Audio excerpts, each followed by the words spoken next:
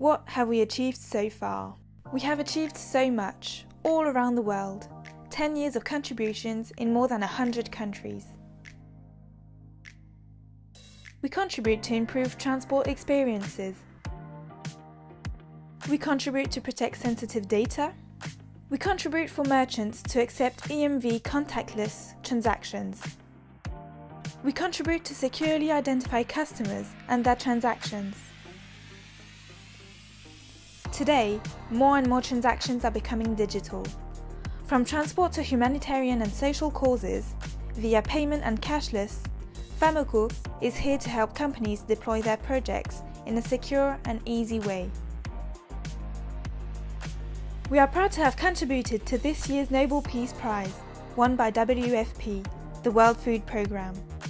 Thanks to a large network of retailers in more than 45 countries, we've supported the UN's World Food Programme by providing them devices for more than 15 million beneficiaries. We couldn't have done it without them. Our team hasn't stopped growing and still continues today. We have more than 10 presences all around the world in France, Belgium, China, Ivory Coast, India, Russia, Kenya, Romania, and many more to come.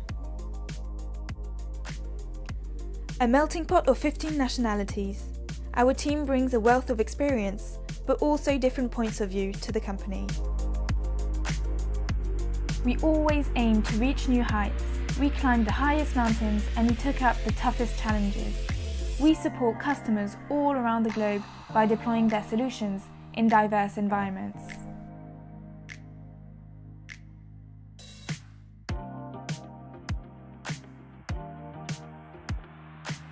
Ambitious things can only be done together. Famoco is thankful for your commitment. Thank you for being by our side.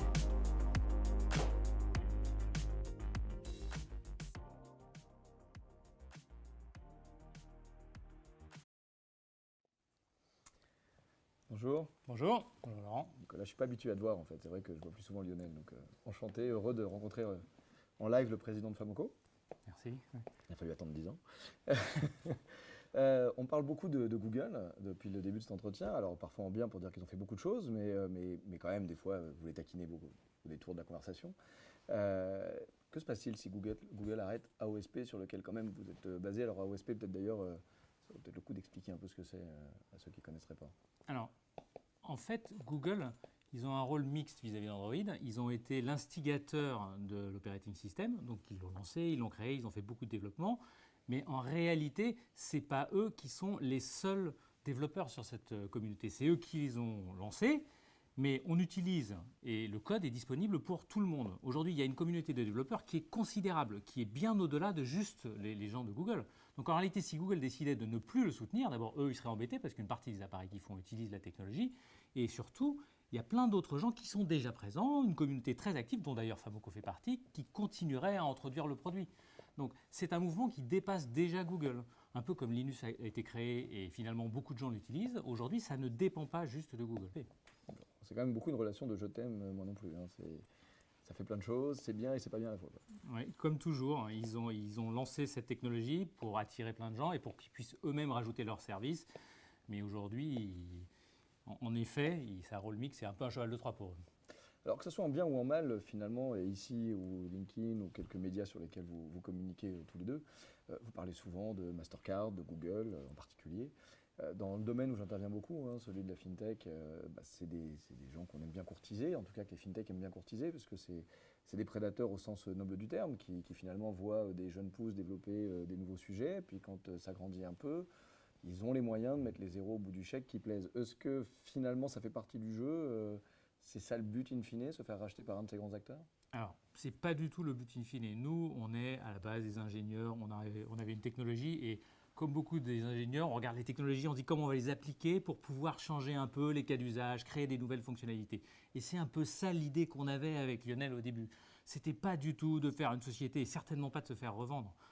Aujourd'hui, nous, ce qu'on a à cœur, c'est de déployer des nouveaux cas d'usage. Et on a eu beaucoup de chance parce qu'en utilisant ces technologies de Famoco, on a inventé des nouveaux cas d'usage dans le paiement, dans le transport. Et ensuite, avec les Nations Unies, on a aussi trouvé des nouveaux cas d'usage qui étaient des choses qu'on n'avait pas du tout anticipées. Et en fait, on continue tous les jours, toutes les années, à trouver un nouveau cas d'usage auquel nous n'avions pas pensé, que nos clients nous suggèrent ou que des clients nous suggèrent et qui nous permettent d'utiliser la technologie. En fait, on est un petit peu, moi je dis souvent, le chaînon manquant entre le monde digital et le monde physique. Tout le monde parle depuis des années de digitalisation des services, mais en réalité, ils font que des services digitaux, des serveurs. Et nous, on est des êtres humains, on fait des transactions physiques, on valide des tickets, on fait des paiements. Alors, et ça n'existe que si on arrive à passer les contacts physiques en des liens digitaux. Et c'est ce que font nos solutions. Elles sont ce trait d'union entre les contacts physiques, entre les gens et les services digitaux. Ça ne répond pas complètement à ma question si le but un jour de se rendre, parce que être ingénieur et faire des très belles solutions, ça ne veut pas dire que tu n'as pas envie de gagner de l'argent à la fin, mais on va dire que c'est votre réponse. Alors, Famoco est maintenant une scale-up. Quelles sont les différences entre manager 10 personnes, comme quand je vous ai connu, parce que je crois que la première fois que j'ai rencontré Lionel, c'était effectivement 6 mois après votre création, et plus de 100 personnes aujourd'hui dans plus de la moitié du globe. Alors, c'est sûr que l'organisation de la société a évolué. Et qu'on a tendance on a dû mettre en place des process pour augmenter nos qualités, nos manières de travailler, et puis le fait qu'on soit maintenant répartis un peu partout dans le globe. Mais je pense que ce qui fait encore de nous véritablement une start-up, c'est le fait qu'on a toujours cette envie de changer, cette envie de créer des nouveaux produits, cette envie de se mettre en risque et d'inventer des nouvelles solutions. Et je le vois, comme je le disais en inventant ces solutions, c'est quelque chose qui est encore très présent au sein de tous nos employés. Au début, on avait quelques idées et maintenant, c'est nos employés qui viennent avec des nouvelles idées, des nouveaux cas d'usage. Et je pense que ça fait de nous encore profondément une start-up. Donc, on a, oui, grandi en taille, oui, mis des processus qui se rapprochent de plus grands groupes, mais on a toujours au sein de chacun de nous le feu sacré. C'est comme ça qu'on sélectionne les gens qui rejoignent les équipes. Donc, et en ce sens, on est donc encore très proche de l'ambiance des start-up. Et quels sont les grands défis donc, de Famoco pour passer à l'étape d'après? Alors, nous, comme je le disais, on a beaucoup de cas d'usage. Aujourd'hui, on est présent sur 4 grands marchés et on en découvre tous les jours. Mais en réalité, sur chacun de ces marchés, on est encore embryonnaire. On parle du paiement qu'on est en train de lancer. On a des grandes références dans certains pays, mais il y a encore des déploiements qui peuvent s'accélérer énormément. Dans chacun de nos marchés, on peut grandir x10, x100. Donc on a un premier enjeu qui est celui de grandir. Et pour grandir, il faut trouver des investisseurs. Et peut-être on arrivera sur le marché pour pouvoir accueillir de nouveaux investisseurs ou rentrer en bourse. Et puis, deuxième étape, il faut continuer à développer les technologies, à être à l'éveil et à inventer des nouvelles solutions. Ça, c'est un deuxième axe d'investir dans la R&D. Et puis enfin, si on veut grandir, on ne le fait que si on s'appuie sur le talent des gens qui nous rejoignent, sur le talent, sur l'énergie, sur la volonté. Et donc notre troisième enjeu, ça va être de trouver les gens qui vont nous accompagner dans cette croissance, les nouveaux managers, les nouvelles personnes qui vont trouver les nouvelles solutions. Donc Famoco recrute. Famoco recrute activement. Le message est lancé. Tu veux ajouter un mot, Lionel, pour conclure? Il y a une phrase récemment qui m'a beaucoup plu, c'est celle de Kamala Harris aux États-Unis. Elle a dit « Dream with ambition, lead with conviction ». Et je trouve que ça nous ressemble bien. Donc voilà, je voulais te remercier, Laurent, pour avoir passé cette heure avec nous. Merci beaucoup. Et je voulais féliciter aussi tous nos employés, tous nos collaborateurs, tous les gens qui ont construit ces vidéos, tous les gens qui nous font exister tous les jours.